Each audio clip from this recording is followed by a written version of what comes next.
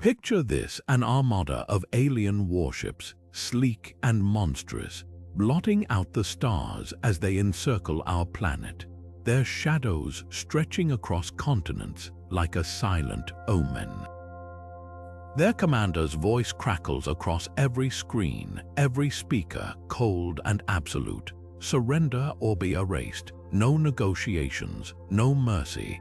Humanity's leaders stare at the feeds, hearts pounding, minds racing for a solution that doesn't exist. But in a dimly lit lab, buried beneath layers of panic, Dr. Elena Voss leans over a console, her fingers trembling not from fear, but from the weight of an idea so audacious it might just rewrite the rules of war. She turns to her team, her voice barely above a whisper, yet carrying the gravity of a revelation. What if we use gravity itself against them? This isn't just a battle of firepower or numbers. It's a fight where Earth's oldest, most fundamental force, the invisible hand that shaped our oceans, our mountains, even the very orbit of our world, becomes our last, best weapon. The aliens came expecting to crush us underfoot, to strip away our defenses with their superior tech. But they didn't account for the one thing they couldn't see, couldn't measure: the raw, unfiltered power of a planet that refuses to bow. And Dr. Voss, she's about to show them exactly what happens when you underestimate humanity's creativity in the face of annihilation. So how does a species with no interstellar fleet, no planet-killing lasers, turn the tide against an empire that's conquered star systems? The answer lies not in what we built, but in what's always been here, waiting, silent and relentless. This is the story of how Earth fought back with the one weapon no one saw coming: its own gravity. And by the end, you'll understand why sometimes the greatest threats aren't the ones you bring to the fight, but the ones already lying in wait, coiled beneath your feet. Strap in. This is where the impossible becomes inevitable.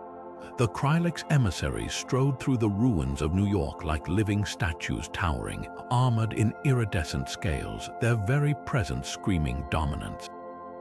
Vextal's voice boomed across the crumbling skyline, a sound that wasn't just heard but felt, vibrating in the chests of every human within miles. "Your world is ours by right of conquest," he declared, as if it were a law of physics, unchangeable as gravity itself. And for a moment, the world held its breath. Leaders scrambled, armies stood frozen. The sheer arrogance of it, the casual certainty that Earth would fold like every other world they'd crushed, sent a ripple of helpless rage through humanity. But in a bunker beneath Geneva, Elena's team was too busy staring at flickering screens to feel despair. The numbers didn't lie. Every Krylix ship, every strut of their walkers, even the slight tremor in Vextal's stance as he addressed the crowd, something was off. Their tech compensated, yes, smoothing over the strain with humming stabilizers and inertial dampeners. But the data whispered the truth. Earth's gravity was heavier than they'd expected. Not by much, just enough to make their systems work harder, their movements a fraction slower. A flaw so small, the Krylix hadn't even noticed it. That's the thing about conquerors, they never account for the weight of the ground beneath them. They assume the universe bends to their rules, but Earth, she's old, she's stubborn, and her pull doesn't care about your shiny armor or your declarations of ownership. Elena's fingers flew across the keyboard, cross-referencing atmospheric data, gravitational models, the faintest dip in the aliens' energy signatures. A grin split her face, wild and sharp. "They're fighting her," she breathed, "and they don't even know it. This wasn't just a weakness, it was a lever, and humanity was about to use it to pry the invaders right out of the sky." The lab smelled of burnt coffee and ozone, the hum of overtaxed servers filling the silence as Elena's words hung in the air. Her team, engineers, physicists, the best minds left after the first orbital strikes, stared at her like she'd just declared war on the laws of physics itself. "You're saying their bones are hollow?" asked Chen, leaning against a whiteboard scribbled with equations. "Not hollow," Elena corrected, tapping the holodisplay between them. Optimized, their exoskeletons, their ship alloys, all evolved for a pull half as strong as Earth's. Look at the strain patterns. The screen flickered, overlaying Krylix schematics with red stress fractures blooming like cracks in ice. Murmurs rippled through the room. "So their knees hurt, big deal," muttered Reavers, the youngest of them, arms crossed. "We don't have anti-gravity cannons lying around." Elena's laugh was sharp, almost giddy. "We don't need cannons, we just need to stop compensating." She yanked a cable from the wall panel, sending a shower of sparks across the floor. "For centuries, we've been dulling Earth's pull elevators, suspension bridges, even your damn shock-absorbing sneakers. But the Krylix, they're already at their limit just standing here." The realization hit like a live wire. Sato, their materials expert, sucked in a breath. "You want to spike the gravity field?" Elena's grin was feral.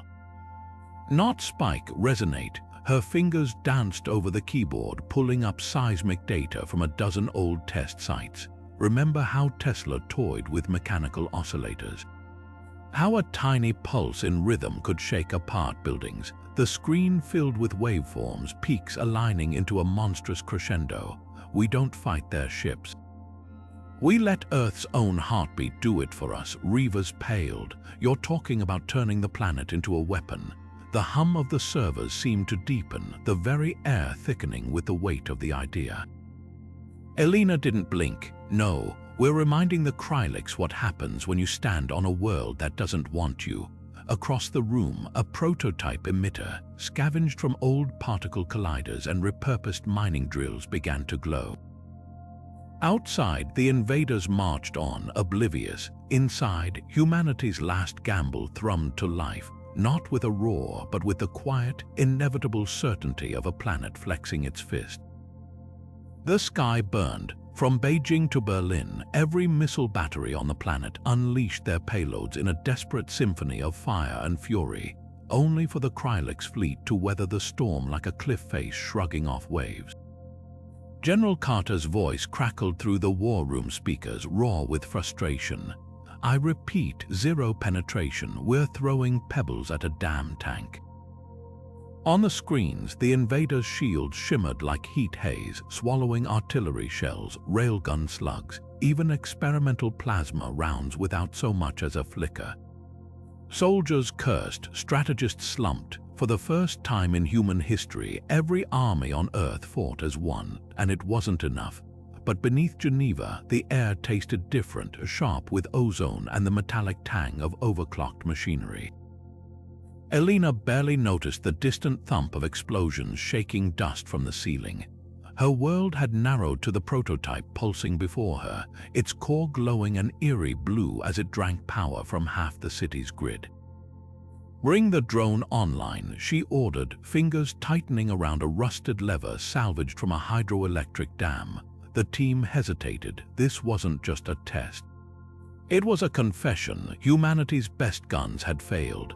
Their only hope now was a gamble written in equations even the Krylix might not understand. The drone, a captured Krylix scout, its hull still scorched from the crash, hovered obediently in the test chamber. Elena exhaled. "Initiate." The sound hit first, not a bang, not a screech, but a deep, subsonic groan, like the planet itself was stretching awake. Then the drone twisted. Not crumpling under force, not melting from heat. It warped, its sleek angles buckling inward as if an invisible fist had clenched around it. The gravity surge lasted barely 3 seconds. When it ended, the scout lay on the floor, a crushed soda can of alien alloy. Silence. Then Chen whispered, "Holy shit." Elena's hands shook, but her voice didn't.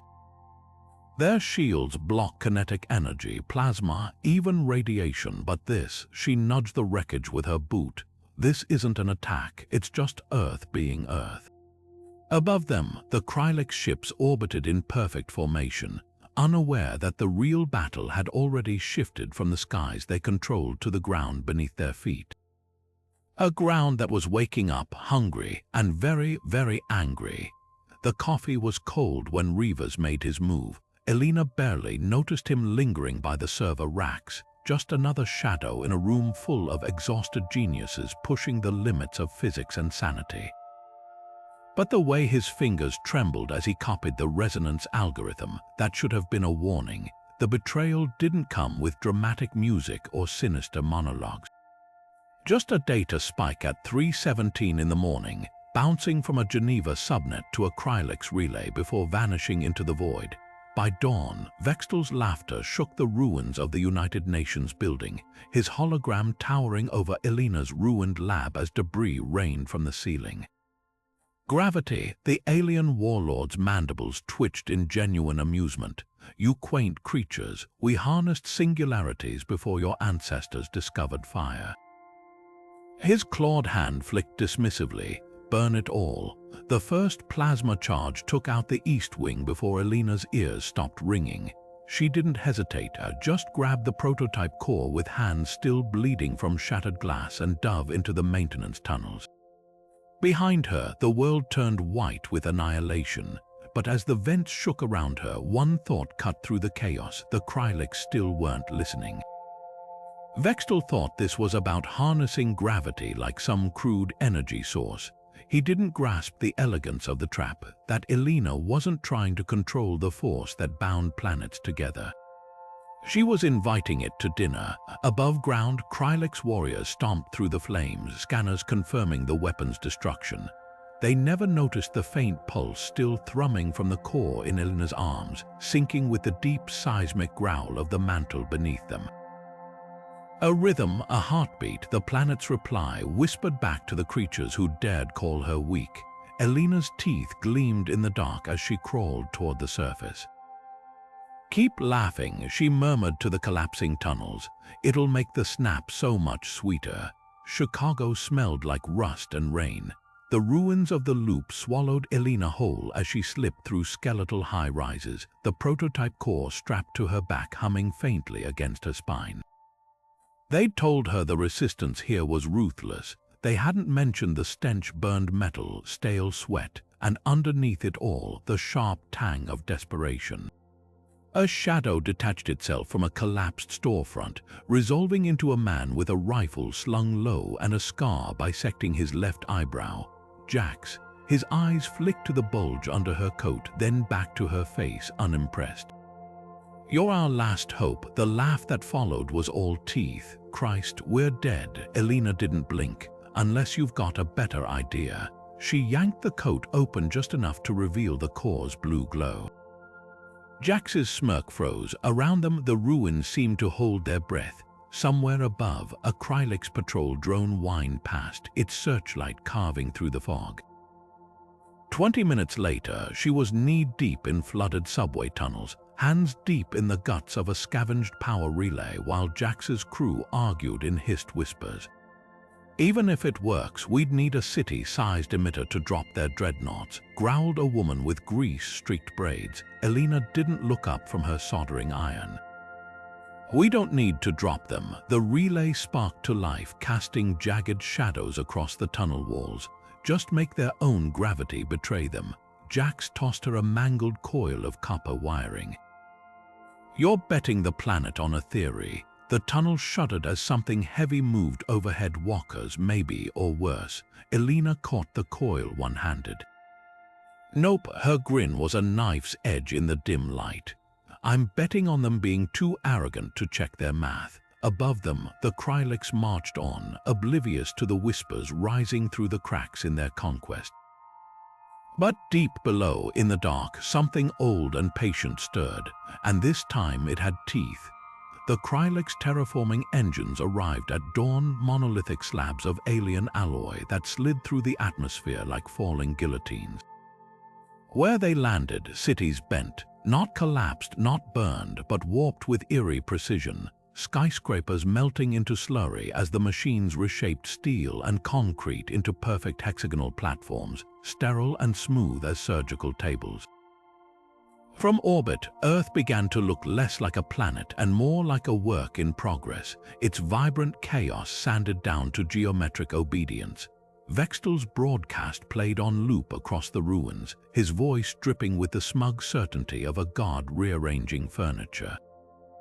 Resistance is waste, your world is clay, we are the sculptors. Elena watched from a shattered apartment complex, the holoscreen's glow etching shadows into her hollowed cheeks. Next to her, Jax cracked his knuckles, each pop a punctuation mark to the alien's speech.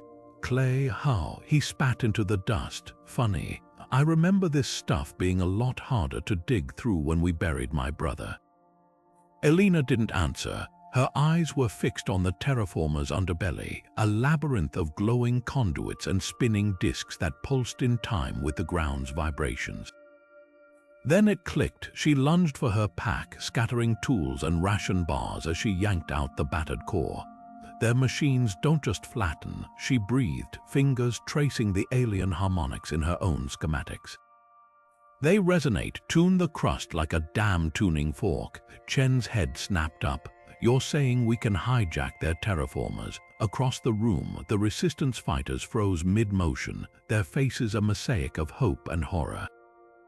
Elena's smile was a razor. Better, we make them overwrite their own protocols. She tapped the core's interface, pulling up a seismic map. See these pulse patterns? They're not just reshaping land, they're sinking it to Krylix standard gravity. But Earth's mantle doesn't do sync. She fights back. The screen flickered, overlaying the terraformer's rhythm with deep tectonic waves, the two frequencies clashing like cymbals. Jax leaned in, his breath warm and sour. So we nudged their machines off key. Worse, Elena's fingers flew across the display, twisting the harmonics into a crescendo. We make their own tech amplify the dissonance, turn their sculpting tools into sledgehammers.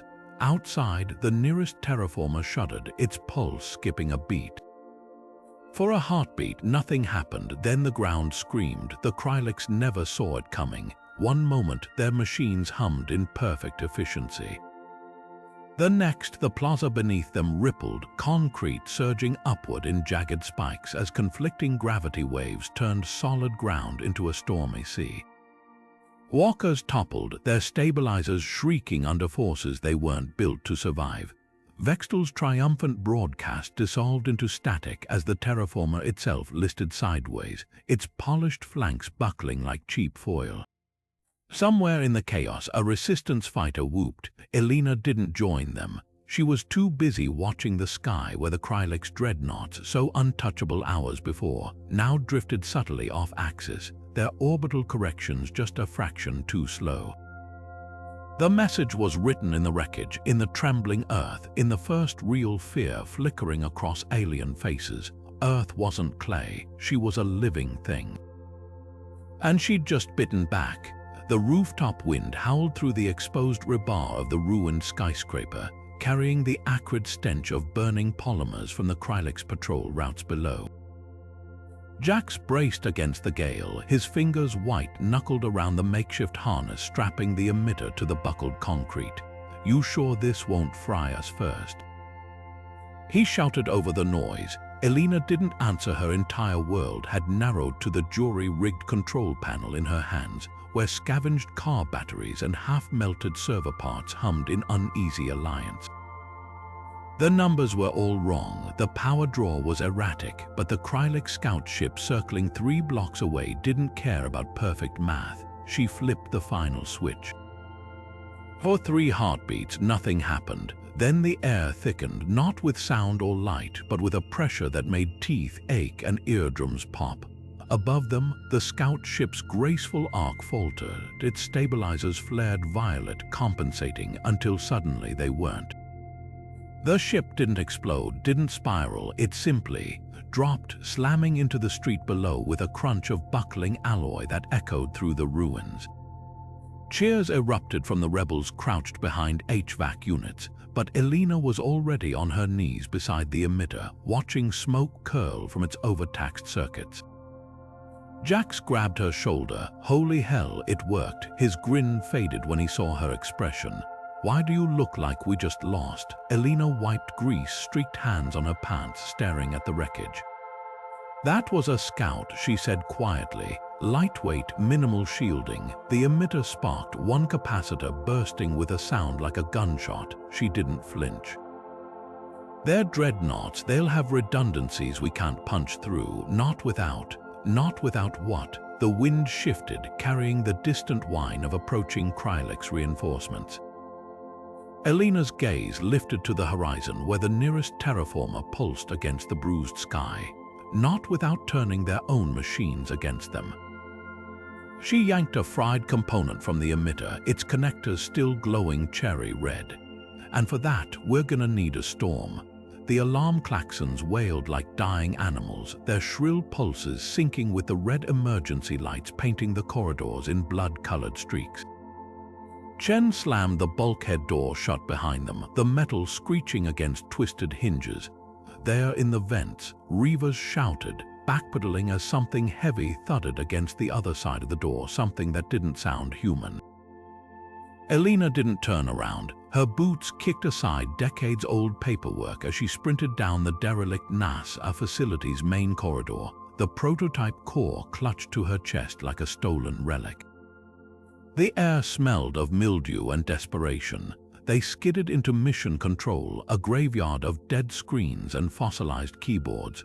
Jax barricaded the door with a toppled server rack, his biceps straining. We got maybe 5 minutes before those insect-looking freaks carved through. Outside, the walls shuddered under the impact of Krylix pulse rifles. Elena didn't waste breath answering. She dropped to her knees beside the facility's primary power conduit, fingers prying at a rusted access panel. The others stared at her like she'd lost her mind, which admittedly she might have. The panel gave way with a metallic shriek, revealing a nest of frayed cables and a single, dust-caked terminal. This place was built to monitor gravitational anomalies, Elena muttered, blowing dirt off the keyboard. The screen flickered to life, displaying strings of code older than she was. We've been thinking too small, batteries, generators. Her laugh was raw, almost unhinged. We're standing on the biggest power source in the solar system. Chen's eyes widened. You want to plug into the planet's core. The terminal beeped weakly as Elena fed it the emitter's schematics. Somewhere down the hall, metal screamed. Not the core, she corrected. The field, the entire damn magnetosphere. The screen blinked, processing. For a heartbeat, nothing happened. Then, deep below them, the ground groaned, a sound felt more than heard, like the planet itself shifting in its sleep. The light surged, not the sickly yellow of emergency power, but a brilliant, blinding white. The facility's ancient mainframe shuddered awake, monitors exploding to life with seismic readouts and gravitational wave patterns older than civilization. Elena's fingers flew across the keyboard, weaving their crude emitter into Earth's own natural rhythms. No more half measures, she breathed. Outside, the barricade shattered. Krylix hunters poured through the doorway, their armored limbs clicking, optics scanning for prey. They never noticed the floor humming beneath their feet. Never saw the way the air itself seemed to warp around Elena's outstretched hand as she whispered, "Let's show them what happens when you poke a sleeping giant." The first hunter took a step forward and collapsed like its bones had turned to liquid. The others barely had time to trigger their weapons before the gravity wave hit, flattening them against the walls with the casual brutality of a tidal wave crushing driftwood. Jax picked himself up slowly, staring at the crumpled alien forms. "So, we're the giants now." Elena didn't smile. The terminal before her spat warnings in crimson text. Power thresholds exceeded, safety's offline. Somewhere far above, the Krylix fleet would be detecting the anomaly, adjusting, preparing. She cracked her knuckles. "No," she said softly, "we're the footsteps." The static hissed like a living thing, clinging to screens from Mumbai to Montreal before the image resolved into Elena's face, her cheek smeared with soot, her eyes burning with something fiercer than defiance. The transmission stuttered, spliced together from stolen bandwidth and dying satellites. "Listen carefully," she said, her voice cutting through the panic in a dozen languages at once. "They think gravity is just a number, a setting on their machines, but we live here." Behind her, the wreckage of a Krylix terraformer smoldered, its hexagonal plating warped into grotesque shapes. In a Tokyo safe house, a teenager clutched a stolen data pad, watching as Elena held up a crude emitter, a mess of wires and hope. Every power plant, every damn wind turbine still standing, we need them online. The screen flickered with schematics showing how to reroute grids into resonance nodes, not to light cities, to shake them. A grandmother in Buenos Aires traced the diagrams with shaking fingers. A mechanic in Lagos yanked open a substation panel, his tools already moving. Vextel's roar shattered the feed seconds later, his armored fist filling the frame as he snarled orders to his hunters. But the static didn't swallow Elena's last words. They'd already taken root. They brought an army, she'd whispered, leaning closer as if sharing a secret with the entire planet. We're giving them an earthquake, and somewhere beneath Berlin, deep in the U-Bahn tunnels, a group of engineers exchanged grim smiles. The lights above them flickered, not from failing power, but from the deliberate, hungry surge of a world waking up. The light surged first in Johannesburg, an explosion of brightness that shattered every surviving bulb for miles, filaments burning white-hot before popping like gunfire. Then came Mexico City, where substations melted into slag under currents they were never built to handle. By the time Seoul's grid spiked, the Krylix tech officer's claws were trembling over his console. "Commander, their power networks, it's not random failure. The surges are synchronized down to the millisecond." Vextel's mandibles twitched, his holographic gaze flicking between continents on the tactical display. Human resistance cells weren't just smashing infrastructure, they were conducting. In a gutted London transformer yard, an old electrician named Harris wiped sweat from his brow, his hands steady on the jury-rigged relay. The schematic Elena's broadcast had shown wasn't elegant, just a way to force feed a city's worth of juice backward into the main lines. Like kicking a hornet's nest, he'd muttered when the plan first crackled over the radio. Now, with the air buzzing and the taste of copper on his tongue, he realized the truth. They weren't kicking the nest, they were turning the whole damn planet into one.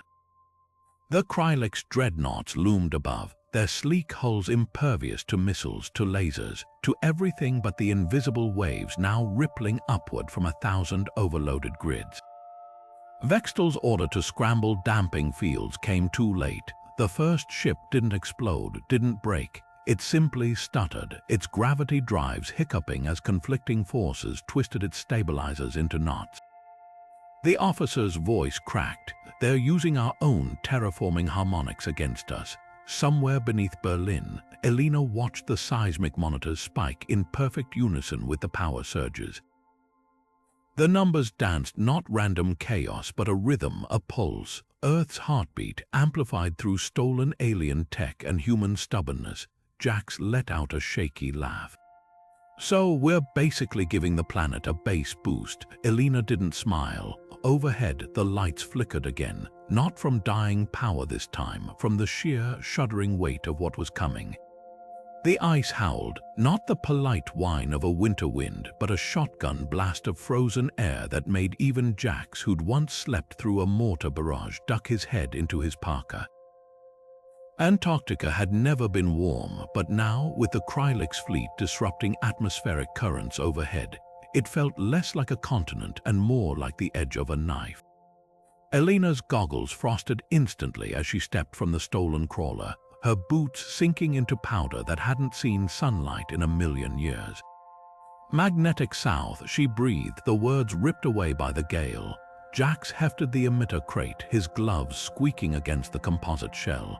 "You sure this won't turn us into paste?" The device inside hummed faintly, a sound that had nothing to do with machinery and everything to do with the planet's own restless energy. Elena didn't answer, just knelt and drove a seismic spike into the ice, her mittens clumsy on the activator. The readout flickered, 92,847 meters straight down to the outer core. They worked in silence, their movements sharp with urgency. Every cable spliced, every conduit welded sent another pulse through the ice sheet. The Krylix thought they'd won. Their dreadnoughts hung in low orbit, bombarding the last strongholds, their commanders already drafting victory speeches for the homeworld. What they didn't notice, what their scanners dismissed as tectonic static, was the way the auroras overhead had begun to twist, their ribbons knotting into shapes no natural magnetic field could produce.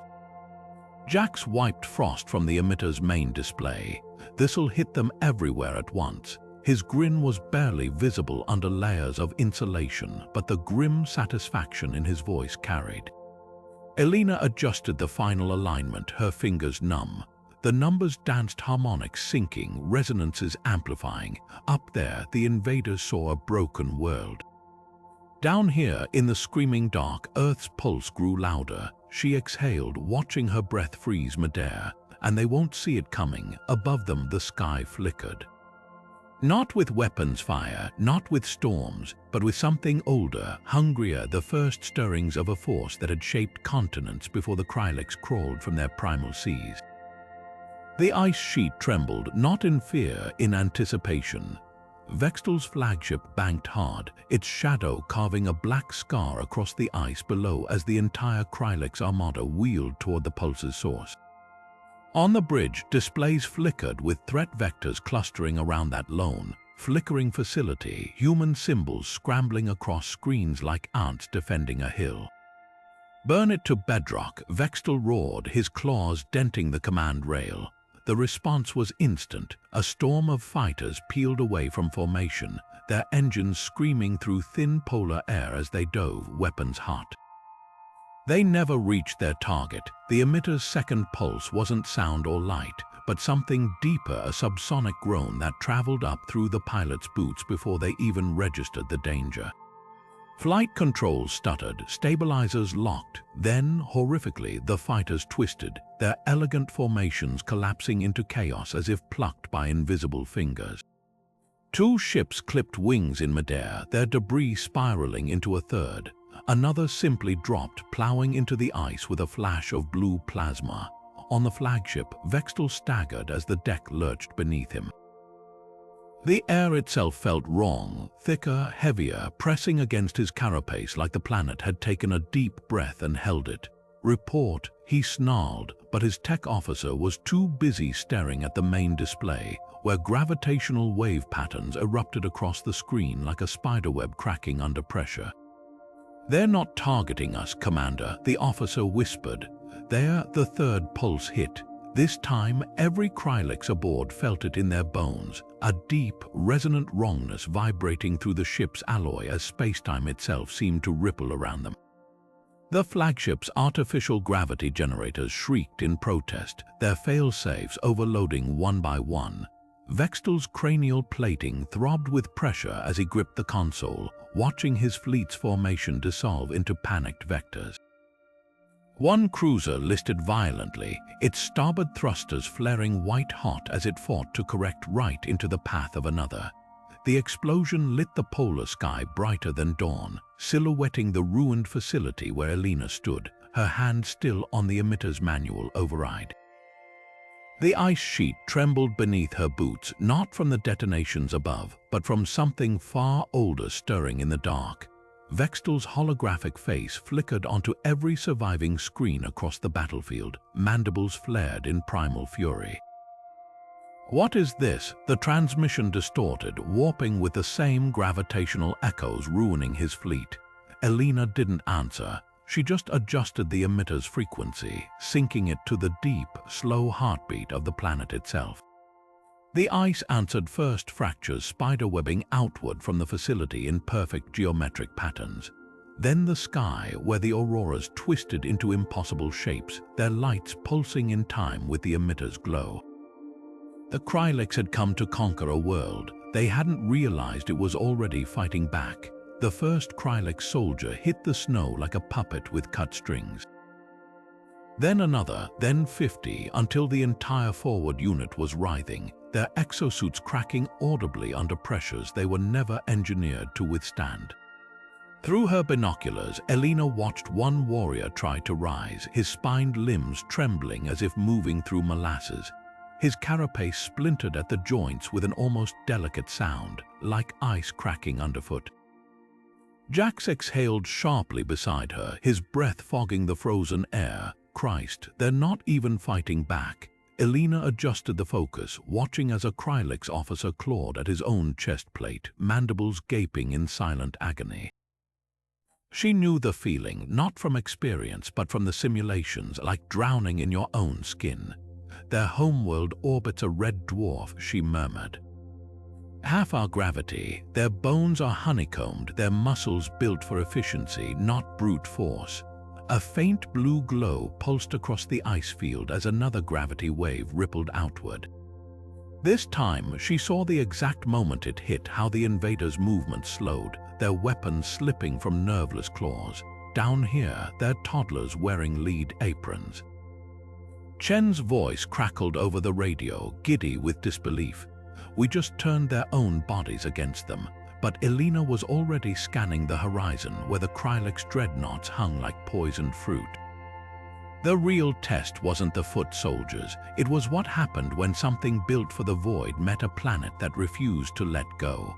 Above them, the auroras twisted into a noose of light. The storm wasn't ending, it was building, and the next pulse would be stronger. Vextal's armored boots left deep, erratic prints in the frozen soil as he lurched forward. Each step slower than the last, his once gleaming exosuit now cracked like eggshell under invisible pressure. His mandibles clicked uselessly, the sound drowned by the low, tectonic hum vibrating through the battlefield. You cheated, he rasped, the words slurred as if spoken through syrup. His left knee buckled first, striking the earth with a crunch of fracturing chitin. Elena stepped into his wavering vision, her silhouette haloed by the auroras writhing overhead. No triumph twisted her features, no smirk, just the weary resolve of someone who'd gambled everything and rolled the dice with the planet itself. No, she corrected softly, her fingers resting on the emitter's final trigger. We didn't break the rules, we just remembered they weren't yours to write. The last surge didn't roar, it didn't flash, it simply was an unspooling of gravity's leash, the natural order reasserting itself with the quiet inevitability of sunset. Vextal's right arm gave first, the exosuit's elbow joint snapping inward like a crushed soda can. Then his spine bowed, vertebrae protesting under the weight of a world that had never been his to claim. His warriors lay scattered around him, some still twitching, others eerily still not slain by human hands, but by the unrelenting embrace of a planet they'd assumed was docile. His remaining eye locked onto Elena as the pressure mounted, the air itself pressing down like a boot. Your kind, he choked out, will never hold the stars. Elena watched him crumple, her reflection warping in his cracked visor. Maybe not, she admitted. Above them, the last Krylix dreadnought listed drunkenly, its gravity drives sputtering like dying fireflies. But we don't need to conquer them. The emitter's core pulsed once, twice, then went dark. Somewhere deep below, the planet's heartbeat settled. We just need to protect this one. The silence afterward wasn't victory. It was the pause before the reckoning, the quiet of a forest after the last wolf's howl fades. Jax limped up beside her, his rifle dangling uselessly at his side. Now what? He asked, staring at the fallen warlord. Elena didn't answer immediately. Her gaze drifted to the horizon where the first hints of dawn painted the wreckage in gold. The Krylix had come for a world. They'd found something far worse, a home. The sky tore open in a silent scream of dying engines. Krylix ships that had carved through human fleets like blades through paper now listed drunkenly, their hulls groaning under stresses no alien alloy could bear. One by one, their gravity drives flickered, sparking violet before guttering out like candles in a hurricane. The panicked transmission blared across every frequency, raw with a terror no translator could soften. Gravity levels critical, abandon orbit. Static swallowed the rest, but the meaning was etched in the way the dreadnought's formations unraveled, their perfect geometric ranks collapsing into chaos. On the ground, a corporal from what was left of the Brazilian resistance lowered his rifle, his face streaked with soot and disbelief. There, falling. The words barely left his lips before the first ship buckled midair, its spine snapping as conflicting gravitational forces twisted it like a toy in a child's furious grip. Chunks of superheated debris rained across the atmosphere, burning up before they could strike the battered cities below. Somewhere in the ruins of Nairobi, a child pointed upward, her voice small but fierce. "Look. The stars are coming back," and they were. Where the Krylix armada had blotted out the sky for months, patches of blue now peeked through, real, unfiltered daylight painting the wreckage in gold. Elena's knees hit the snow as the emitter's core finally burned out, its casing split open like a spent bullet casing. She didn't cheer, didn't raise her fists. Just watched the retreating ships claw frantically for altitude, their thrusters flaring desperate white against Earth's relentless pull. Jax collapsed beside her, his laughter shaking with exhaustion. "We just kicked out the universe's worst house guests." His grin faded as a new sound rolled across the ice, not explosions, not alarms, but something far stranger. Human voices singing. From the makeshift trenches to the scorched rooftops of reclaimed cities, the melody rose ragged but unbroken, carried on a wind that no longer smelled of plasma fires. High above, the last Krylix ship crossed the exosphere, its hull visibly warping as it fled the gravity well that had become its executioner. The transmission that followed wasn't a threat, not a vow of vengeance. Just 3 words looped endlessly until static reclaimed them, never coming back. Elena tilted her face to the sun, letting the warmth touch skin that had known only bunker lights for too long. The battle was over, the war, that was just beginning, but for now, in the quiet left by retreating engines, Earth breathed freely again.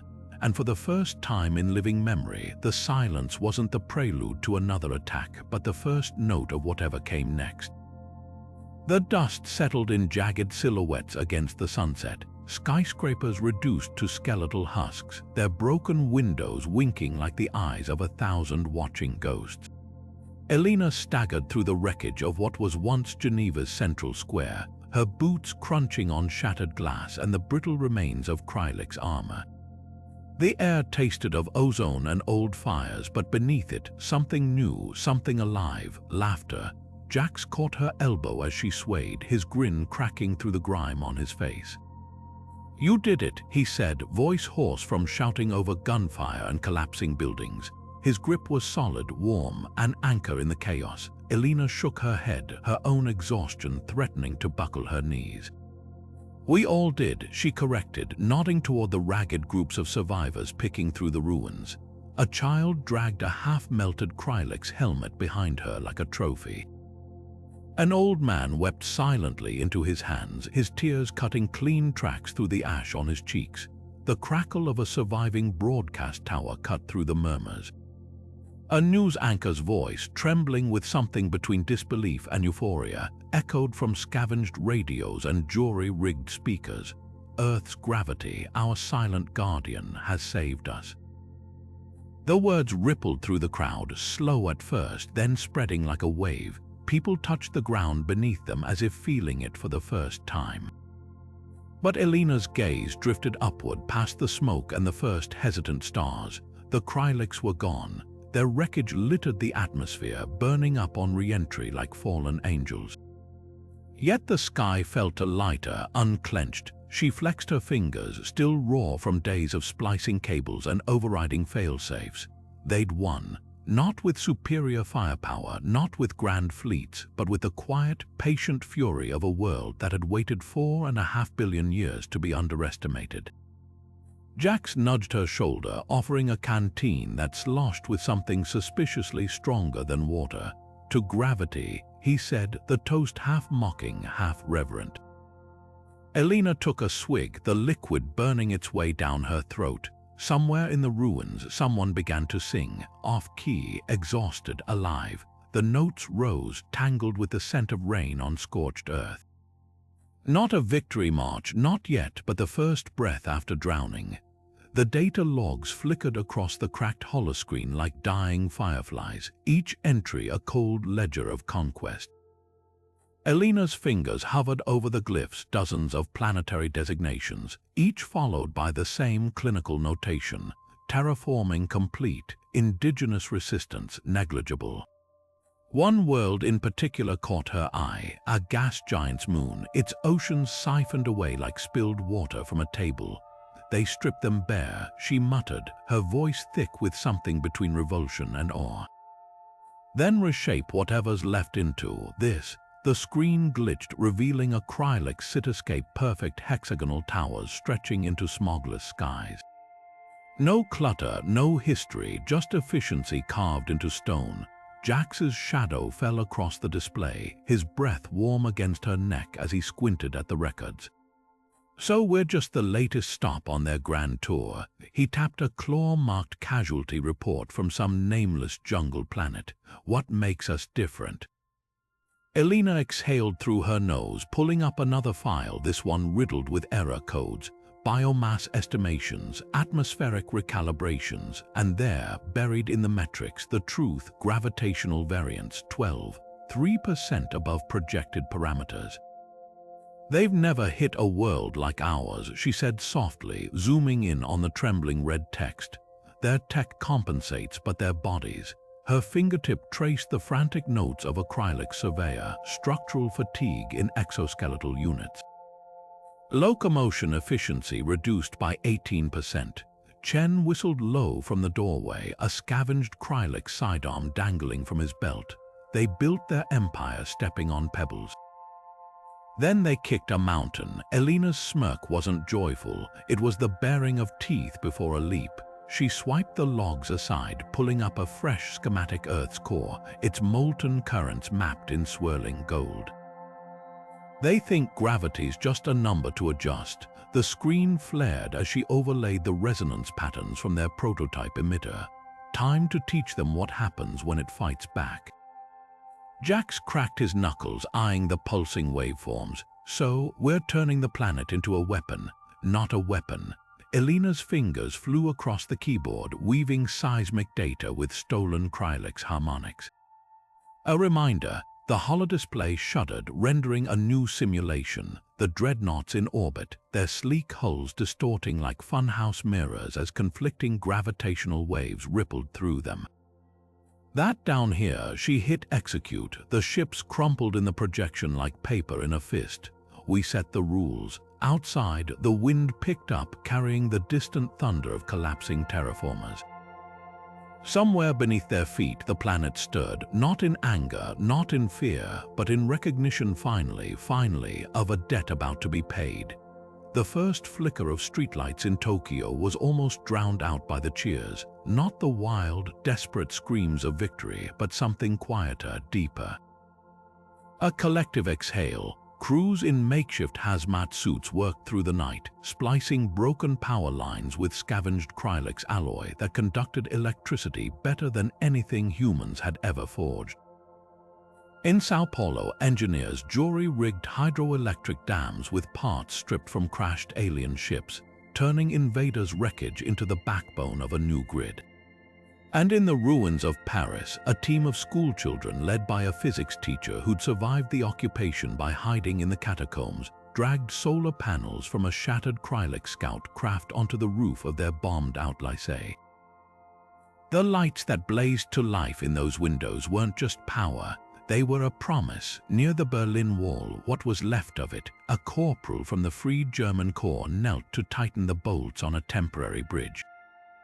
Her uniform was streaked with grease, her sleeves rolled up past tattoos honoring friends who hadn't made it to the rebuilding.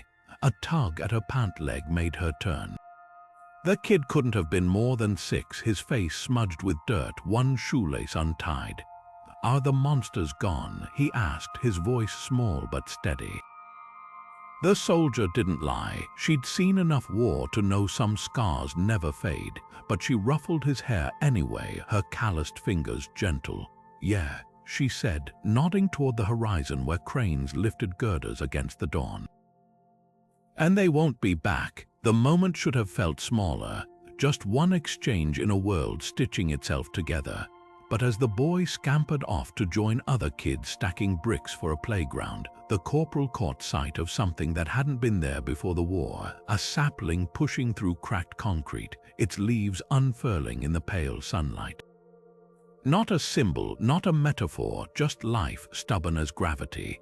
Meanwhile, in Geneva's abandoned resistance bunker, Elena stared at a wall covered in equations no one dared erase. The work wasn't over. The Krylix would send scouts eventually, probing for weakness. Other empires might follow, drawn by tales of a world that broke an armada without firing a shot.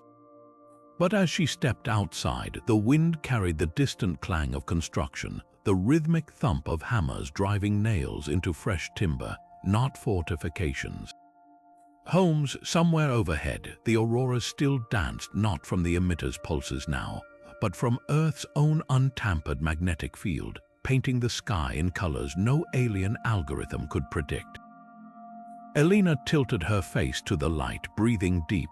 The monsters were gone, and the guards, those she thought with a faint smile, were just waking up. The chamber of the United Nations General Assembly had been patched back together with scaffolding and hope. Its cracked marble floors buffed to a dull sheen, the bullet holes in the ceiling artfully concealed by hastily woven tapestries donated from every surviving nation.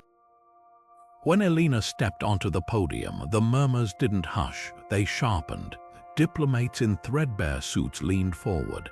Generals with fresh medals glinting on their chests stopped fiddling with their earpieces. Even the interpreters in their glass booths paused mid-sentence, their hands hovering over the signing gloves. She didn't need a microphone. The silence was absolute. "The Krylix will return," Elena said, her voice scraping like gravel over glass. No fanfare, no platitudes, just 4 words that turned the room ice cold. "Or others will, we got lucky." A hologram flickered to life above her, spinning slowly. Earth swarmed by red tactical markers. Their mistake was assuming gravity was just a setting on their ships. "Next time they'll come prepared." The Brazilian delegate was the first to break. "We barely survived the first invasion. What you're suggesting is the only reason we're standing here." Elena's fingers danced across the podium's controls. The hologram shifted, revealing a lattice of glowing nodes wrapping the planet like a net. Orbital gravity amplifiers. Not weapons, shields. The nodes pulsed in sequence, generating a shimmering wave that distorted the space around Earth. Turned their own tech against them, used their reliance on artificial gravity as a choke point. A Russian admiral barked a laugh. "Fantasy, do you have any idea what this would cost?" Elena tapped the display. The holoprojection zoomed in on a Krylix wreck drifting near the moon, its gutted hull swarming with salvage teams.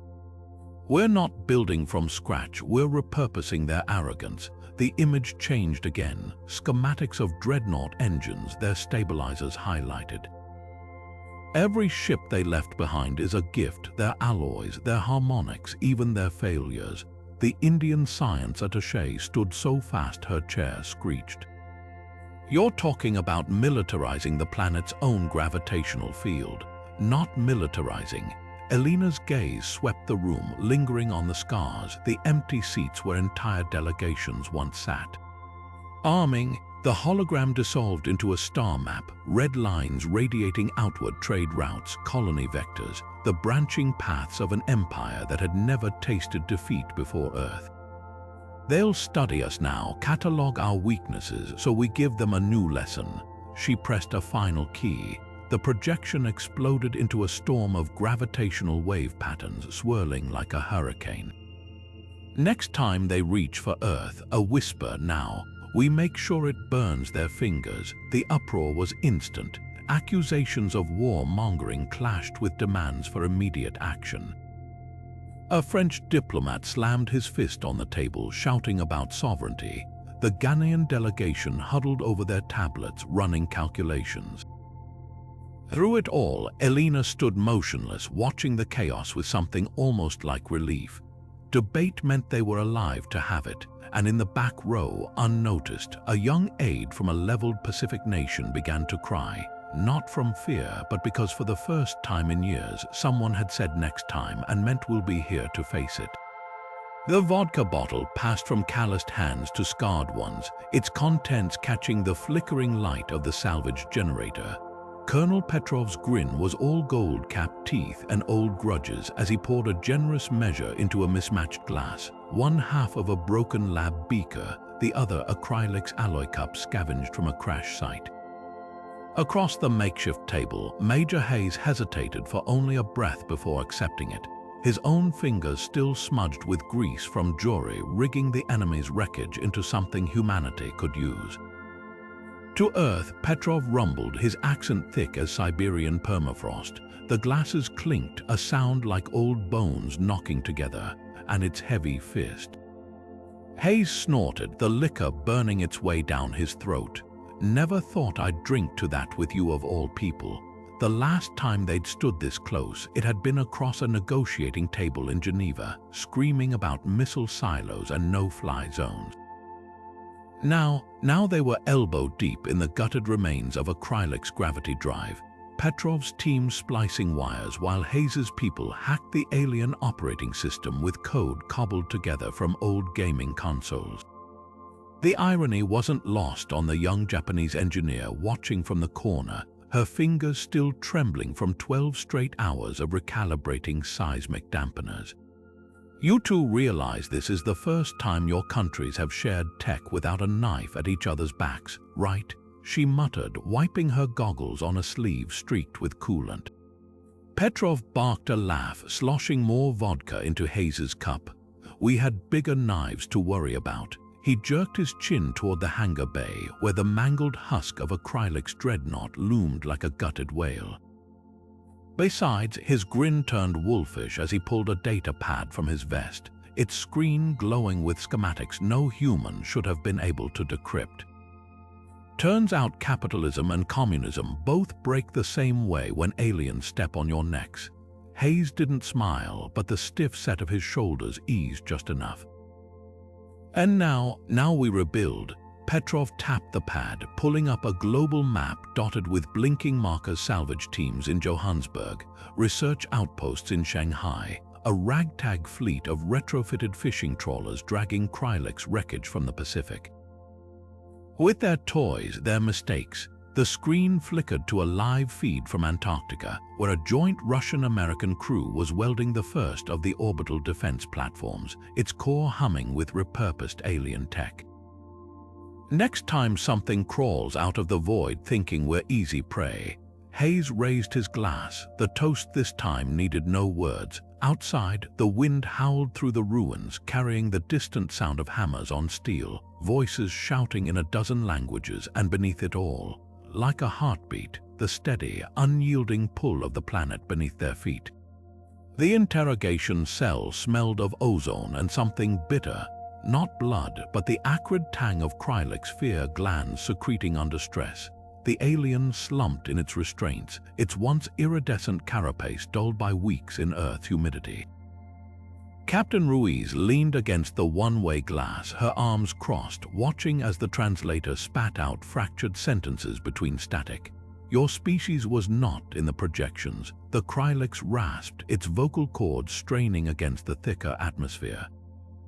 You aren't anomalies. Behind her, Private Mendoza barked a laugh, his boot propped on a chair salvaged from the ruins. Yeah, unexpected variables. Heard that one before. He tossed a crumpled ration wrapper at the glass. Tell your bosses to update their spreadsheets. But Ruiz didn't smile. The Krylix's compound eyes flickered toward her, reflecting the dim overhead light in jagged shards. The Dominion spans 47 systems, it hissed, pride fraying at the edges of its voice.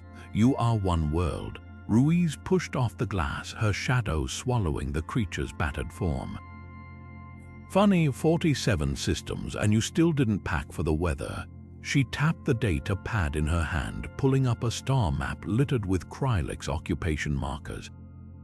See, we've been studying your projections too. Every planet you've conquered. Her finger hovered over a string of defeated worlds, their names standardized into clipped Krylix glyphs.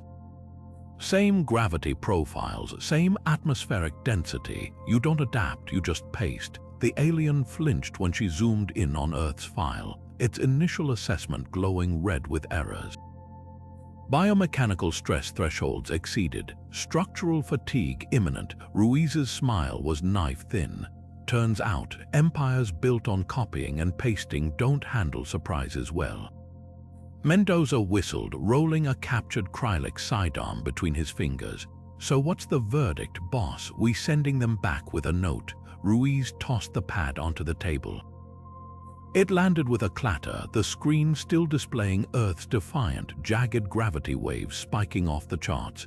"Nah," she said, turning toward the door. "Let's let the next scouting party deliver the message themselves." Outside, the wind carried the distant hum of construction, not just repairs but something louder.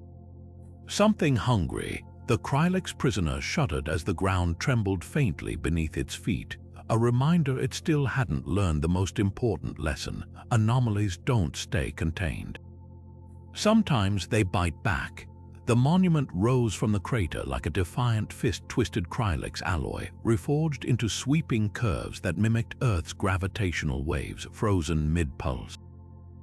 Tourists murmured as they traced the engraved names with reverent fingers, but Elena slipped past them unnoticed, her boots scuffing the same cracked concrete she'd sprinted across years ago. The lab's ruins loomed ahead, half buried in ivy that had clawed through blast walls as if the planet itself sought to heal the scars. Chen's grave was a simple slab near the old generator pit, its edges softened by moss. No grand epitaph, just his name and the dates he'd laughed through until the end. Elena knelt, brushing away a fallen magnolia petal, too pink, too alive for this place, before laying her own bloom beside it. "We won," she whispered, the words catching on the memory of his last joke, delivered through blood-stained teeth as the ceiling caved in around them. The wind stirred, carrying the distant chime of construction from the memorial plaza, where children clambered over decommissioned Krylix walkers repurposed as jungle gyms. A shadow fell across the grave. Jax leaned on his cane, his bad leg propped awkwardly, but his smirk was the same as ever. "He'd hate this," he said, nodding toward the towering monument. All that pomp for a man who once ate cold beans straight from the can to avoid washing dishes. Elena huffed a laugh, her thumb smearing dirt across the stone's edge. They got the equations right, at least. She tapped the formula etched along the memorial's base, the resonance frequency that had shattered the fleet. A group of schoolkids trotted past, their teacher droning about humanity's ingenuity. None glanced at the two old soldiers crouched in the weeds. Jack sighed, straightening with a grunt. "You coming? They're unveiling your statue at noon." Elena stayed kneeling a moment longer, pressing her palm to the earth. It hummed faintly, not with weapons or warnings, but with the deep, quiet pulse of a planet at peace. "Tell them I'm late," she said, and this time her smile reached her eyes. Elena's coffee had gone cold 3 hours ago, forgotten beside the telescope array's main console as the signals scrolled across her screen in jagged crimson spikes.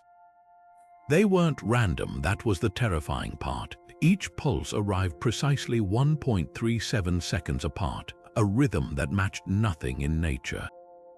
The observatory's AI had flagged them as anomalous but non-threatening until she'd cross-referenced them with old Krylix distress beacons. The similarities made her stomach twist. Across the lab, Sato adjusted his glasses, the reflection of star charts swimming in his lenses. Could be stellar interference, pulsar echoes. His voice lacked conviction. Elena zoomed in on the signal's origin point, a patch of blackness near the Cygnus arm. Pulsars don't transmit in Krylix encryption protocols. She tapped the screen, pulling up a decades-old file. The same jagged waveform stared back at them, labeled Priority Omega in the old Resistance database. A chill skittered down her spine. This isn't noise. It's a handshake. Rivas dropped his wrench with a clatter. You think they're calling someone. The hum of the servers filled the silence as Elena traced the signal's path across the galaxy. Not toward Earth, not yet, but the math was undeniable. Something was moving along that trajectory, something big. She swiveled in her chair, meeting each team member's eyes in turn.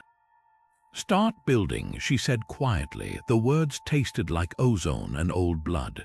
The prototypes, the amplifiers, all of it. Outside, the wind picked up, rattling the observatory's battered shutters. Sato swallowed hard. "You really think?" Elena was already on her feet, yanking blueprints from a rusted filing cabinet. The pages crackled with age, their edges brittle as autumn leaves. "They lost here once," she said, spreading the schematics across the console. Dormant weapon designs glowed under the dim lights, orbital resonance grids, mantle-tethered shockwave projectors, horrors they'd sworn never to resurrect. Next time, her finger pressed into the center of the largest diagram, where Earth's core pulsed like a sleeping beast. "They won't come alone." Somewhere in the desert beyond the lab, a power substation surged, its overloaded transformers casting long shadows across the sand. The shadows twitched, not from the wind, not from anything human. The sky burned crimson over the orbital defense platforms, their massive gravity projectors humming with a sound deeper than thunder, a vibration felt in the bones before it reached the ears. Elena leaned against the observation deck's railing, her knuckles whitening as the first Krylix signatures blinked onto the tactical display. Decades had etched lines into her face, but her gaze hadn't dulled. It cut through the glass like a scalpel, dissecting the approaching fleet with cold precision. "Same formation," she noted, voice rough with the ghost of old laughter. Same arrogance. Behind her, a young technician barely out of the academy fidgeted with his headset. "Ma'am, the fleet's twice the size of the last invasion. Their shields are still calibrated for their gravity norms," Elena interrupted, tapping the console. The hologram zoomed in, revealing the subtle, fatal flaw. The dreadnought stabilization grids flickering at the edges, strained just by Earth's proximity.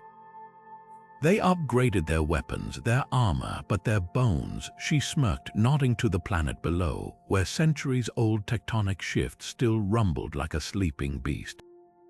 "Those haven't changed." The alert klaxons wailed, their rhythm syncing with the pulsing glow of the orbital platforms powering up.